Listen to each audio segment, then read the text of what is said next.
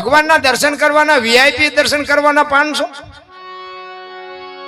ઈવડાય તો ભલે ગમે એ ભોગવે, પણ આપણે તો અત્યારે 500 માં આપણે ભોગવવાનું.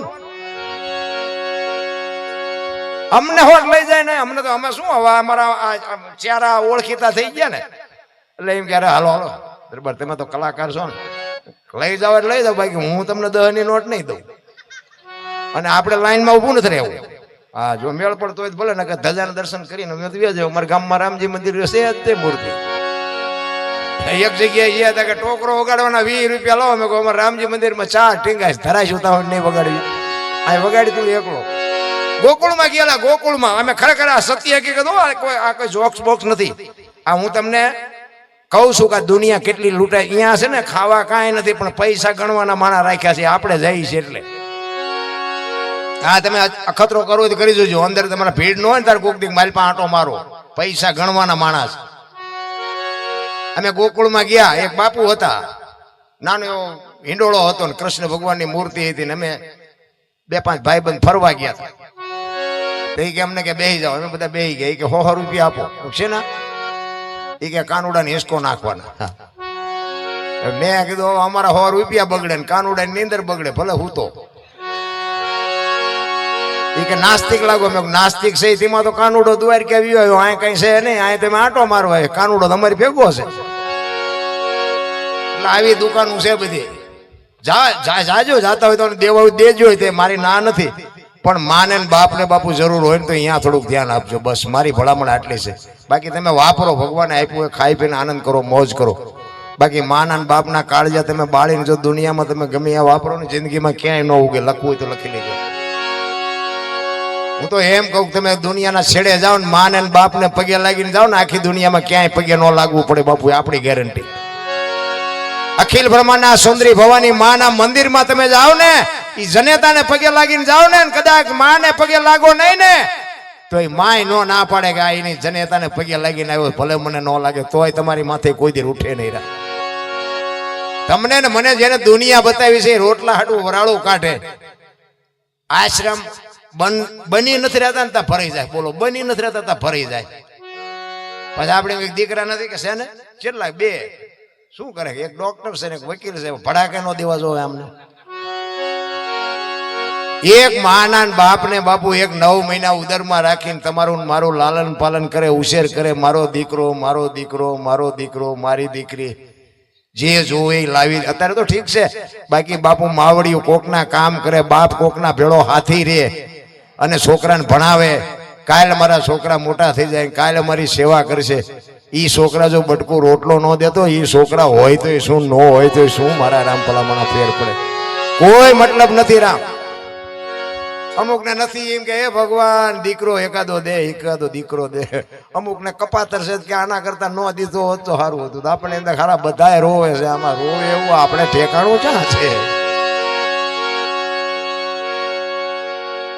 દી વાળે એનું નામ દીકરો કહેવાય. બાપુ દીકરા 4 પ્રકારના હોય: દીકરો, પુત્ર, ગગો અને છોકરો. આપણા નામ તો હશે જ ને એકાદા ખાનામાં. એકાદા ખાનામાં તો હોય જ આપણું નામ. દી વાળે એનું નામ દીકરો કહેવાય. બાપની 100 વીઘા જમીનના બાપુ દાતારી જે કરે ને, એનું નામ દીકરો કહેવાય. કે ભાઈ આપણે મારા ગામનું કામ છે ને ભગવાને મને આપ્યું છે, એને દીકરો કહેવાય. પૂ નામના નર્કમાંથી પિતૃતર્પણ કરી, શ્રાદ્ધ કરી અને મા બાપનું જે તારણ કરે એને પુત્ર કહેવાય. ગામમાં કઈ ખરડો થતો હોય, ઉભા રહ્યો મારી બાન પૂછતો હોય, એનું નામ ગગો કહેવાય. અને સડી પહેરીને હુતળી બાંધીને કોથળીઓ તોડીને બઠ્ઠા પીડ્યા હોય, એનું નામ છોકરો કહેવાય. હા, હરિશ્ચંદ્ર સગાડ છે, મીરાબાઈ એ બાપુ કોકના મા બાપ તો એના હેસિયત છે ને. આજ અમારે અહીંયા કોથળા નથી આવતા, આખી દુનિયાને ગાણા ગાવા પડે છે. એના જનેતા એની કેવી છે, એના બાપ કેવા છે. ધરાવીને ધાનનો નીપજે, કુડવીને માળુનો હોય, જેહળ જખરા જ્યાં નીપજે, જેની જનેતા હોથલ હોય.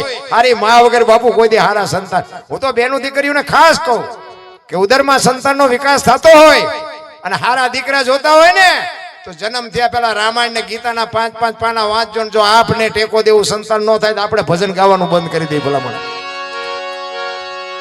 હારા દીકરા, હારા દીકરો દે, હારા દે. શું અહીંયા ગોદામ છે, અહીંયાથી તમને દીકરા દઈ દે? એની માટે તો વાવણી કરવી પડે. મારા રામ, બહુ હારો જો ભેગા પાણી પૂરીયું ખાતા હોય ત્યાં પરજા જેવી થાય. કાંઈ વાતમાં છે નહીં. જનેતા બાપુ ધારે ને આજે ગોપીચંદ ને ભરતરી જેવા દીકરા થાય ને ગંગા સતી પાનબાઈ જેવી દીકરીઓ થાય. કોઈ સમય બમય બગડ્યો નથી, આપણે બગડી ગયા છે. સમય તો 25 જોડી કપડા છે, સમય છે નો બગડ્યો. આપણા ગઢ 2 જોડી લુગડા વરા કાઢ નાખતા. સમય તો જીવે એવો મહાન, મકાન રૂપિયા લોઢા હવામાં ઉડે, વગર દોડે વાતું થાય, હિલોળા કરે એવું છે. આ તો રોવાના હેવાયા થઈ ગયા બધા. આવા મકાન ભાડ્યા હતા આપણા ગઢ. વરસાદ થાય તો બકડીયા લઈને રખડતા હોય, દંદુડિયું જ થતી હોય એટલે હું ઉચારે. ઈ મકાનમાં આપણને મોટા કર્યા છે. 15 ને 20 માણાનું કુટુંબ હોય એવા મકાનમાં બાપુ આપણને મોટા કર્યા.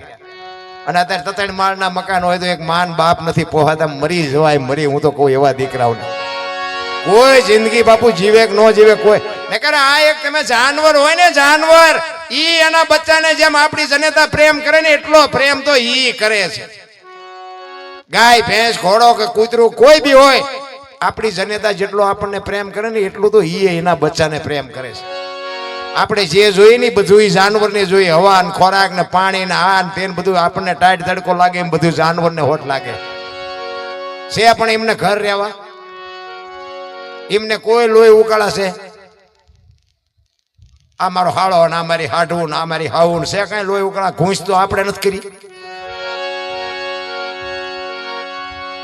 કાંઈ. હું તો આમ બહાર નીકળું ને સાંજે વાળું પાણી નીકળું તો કૂતરા આમ બજારમાં હુતા હોય ને ઘસ ઘસાટ, મને એમ થાય આમને કાંઈ ઉપાધિ છે. આમ જો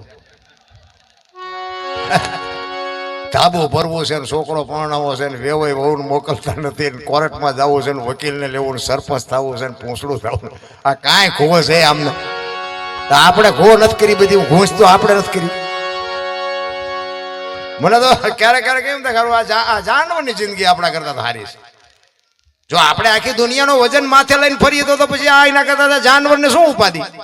બપોરે કૂતરાએ ખાધું હોય તો સાંજે મને આપશે કે નહીં આપે એને ખબર છે, તોય નિરાતે જમાવે. ખાંડની વાત હાજે.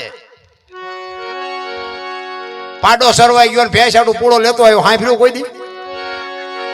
પાડો કે આપણે આપણું કરવાનું, ભેંસ ભેંસ નું કરે. અને કીડી થી હાથી સુધી મારા બાપ કોઈ જો ભૂખ્યું રહેતું હોય તો મને કયો, માણાનું ભરાતું હોય તો મને કયો.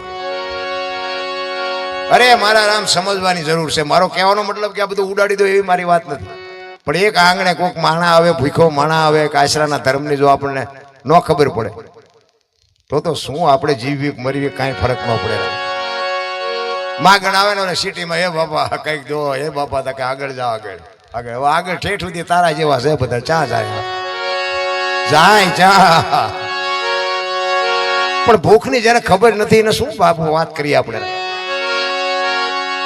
એક રામદેવજી બાપાના કઈક ફરમાઈશ આવ્યું છે, રામદેવજી બાપાને યાદ કરીએ આપણે. પછી આમાં તો શું છે, પછી અમારે કેસેટ કઈક બીજી હાલતી હોય પછી બીજી આવી જાય એવું થાય. રામદેવજી બાપાનો આ કૃષ્ણ પરમાત્મા છે જ રામદેવજી બાપા છે. અને કૃષ્ણ પરમાત્માને આ જન્મ શું કામ લેવો પડ્યો? જો આ પાઠની આપણી પરંપરા છે, આખી દુનિયાને ખબર છે. સનાતન ધર્મની જે વાત છે, જે આપણી ગત હતી, ગત ગંગા જેને કહેવાય, જેસલ તોરો રૂપાદે માલદે કતીબ સા હુરમભાઈ લાખો લોયણ જેતો ભગત ખીમડીઓ કોટવાલ ડાલીભાઈ રામદેવજી હાલો હુરો વણવીર ડોંગો નિરલ કુંભો, આ બધા ગતના ગોઠી હતા. પણ એમાં અમીર ને ગરીબ ને સ્ત્રી ને પુરુષ ને હારા ને મોરા ને બધા હતા. પણ ખોળિયા જુદા હોય ને જીવ એક થઈ જાય, મળદા અત્યારે બેઠા થાય. બસ વાત આટલી છે, બીજી વાતમાં કઈ છે નહીં. ભક્તિ તો આવડી આ જ હતી. ઈ સત્ય સનાતન ધર્મ. પહેલા યુગમાં પ્રહલાદે પાઠ કર્યો, બીજા યુગમાં હરિશ્ચંદ્ર કર્યો, ત્રીજા યુગમાં ધર્મરાજાએ કર્યો, ચોથા યુગમાં બલિરાજાએ કર્યો, અને એ પાઠ બંધ કર્યો. પછી કૃષ્ણ પરમાત્માને એમ થયું કે હારી કાલની પેઢીને ખબર કેમ પડશે કે પાઠ આને કહેવાય. એ પાઠની પરંપરા ચાલુ કરવા માટે એના જન્મ લેવો હતો. પણ જન્મ લેવો ક્યાં? એવું કઈક પુણ્યશાળી ઘર તો હોવું જોઈએ ને. ભગવાન કોના ઘરે આવે? એ તો એવું પવિત્ર ઘર હોય તો આવે. એમાં અજમલ રાજા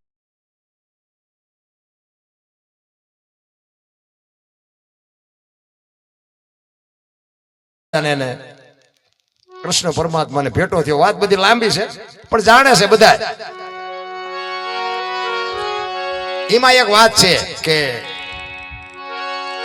અજમલ રાજા કે દર પૂનમ દ્વારકા જતા, તેથી વાહન બાહન કઈ હતા નહીં. રણુજા ક્યાં છે, દ્વારકા ક્યાં છે, તો 15 દિવસ પગી જતા છે. આ બધું છે મગજમારી વાળું. તેથી બહુ તો ઘોડા હોય, હાંડિયા હોય, બીજું કઈ હોય નહીં મારા ધારવા પ્રમાણે. અત્યારે હજી કેટલાય પાસે અત્યારે વાહન નથી, તો તે દીધું છે ના હોય. તો એ અહીંયાથી ઘોડો લઈને નીકળ્યા હોય તો અહીંયા દર પૂનમે પહોંચી જાય ખરા. અને કદાચ પહોંચી જતા હોય તો 15 દિવસ અહીંયા પહોંચીને પાછું શું કપડા બપડા બદલાવીને ભાગતા જ છે ને. આ સમજવા માટે સદગુરુ જોવે, એમ નામ ન સમજાય. આપણે પુણ્યમું ભરવી છે, ચાહે ભેટો થયો એમ નથી. બધી વાતો છે આખી કંઈક જુદી. આપણે કે હરિદ્વાર વાળા કે સોમનાથ જવું છે, પાવાગઢ વાળા કે દ્વારકા જવું, તો સાચું ચા છે? હળીએ સીડ્યા છે, કાંઈ છે નહીં વાતમાં. એટલે કીધું ભાણકે તું ભટકીશ નહીં, મથી લઈ તારા અંતરમાં ઠીક કરીને બેસી જા, પછી કરવું પડે નહીં, કાંઈ બોલે બીજો નહીં. પરમેશ્વર છે પોતે, અકલ મઠા અવળા મથે, બહાર જઈને ગોતે, વિશ્વ વ્યાપક નિરંજન નિરાકાર છે. આપણા જેવો છે જ નહીં. આપણે ગોતી છીએ કંઈક ખોટું ગોતી છે. પણ આમાં તો શું છે કે વરસાદ પડે કેને કેટલું જોઈએ છે તો પોતાને ખબર હોવી જોઈએ ને. ગ્લાસ મૂકે તો ગ્લાસ જેટલું આવે, ડોલ મૂકે ડોલ જેટલું આવે, માટલું મૂકે તો માટલા જેટલું આવે. કોઈક ભાઈ ગયા ઊંધું મૂકે તો કોરે કોરું રે. તો આપણે શું લેવું છે આપણને ખબર હોવી જોઈએ ને. ઈ કૃષ્ણ પરમાત્માને અજમલ રાજાને બેને ભેટો થયો ને એ પછી કૃષ્ણ પરમાત્મા સહમત થયા કે કાંઈ વાંધો નહીં, હું આવીશ, હાલો. અને આવ્યા. પછી સમય સંજોગ અનુસાર બાપુ બધું ઘણા બધા પરચા કર્યા. ને હજી આજે તે હું તો માનું છું બાપુ રામદેવજી બાપા આજે પરચા આપે છે.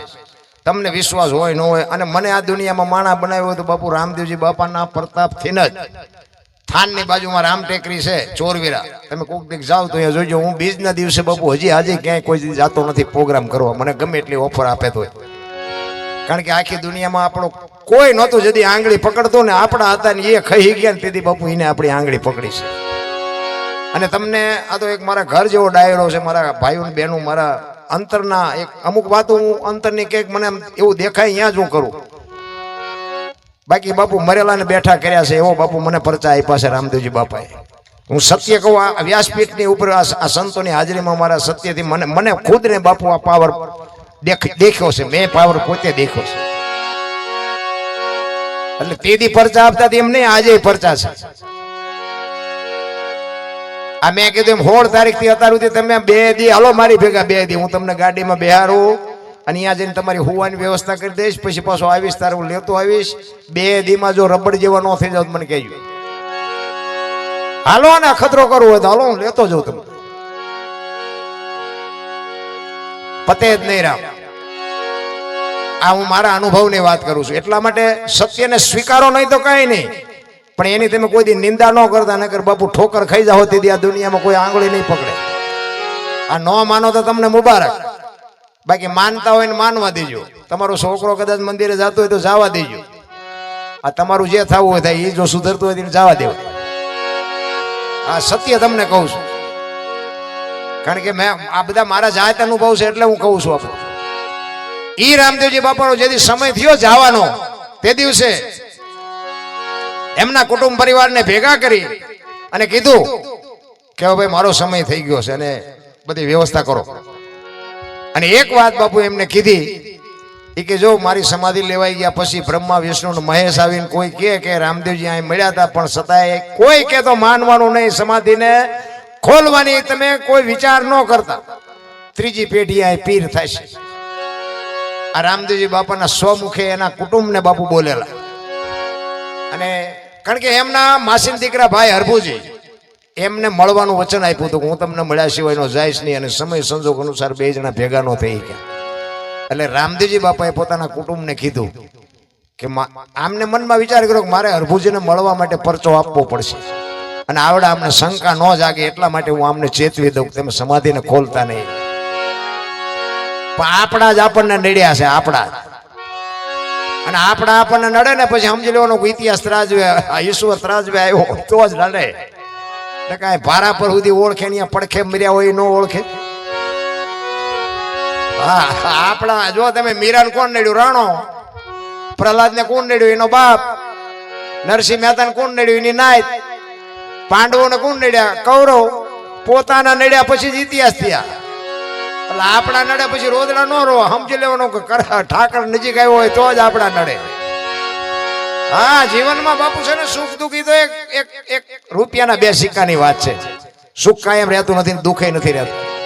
એમાં બહુ અફસોસ કરવા જેવું છે નહીં. અને ઈ રામદેવજી આ વાત કરીને પછી બાપુ એ જે કઈ કાર્ય હતું એ બધું પતાવ્યું. અને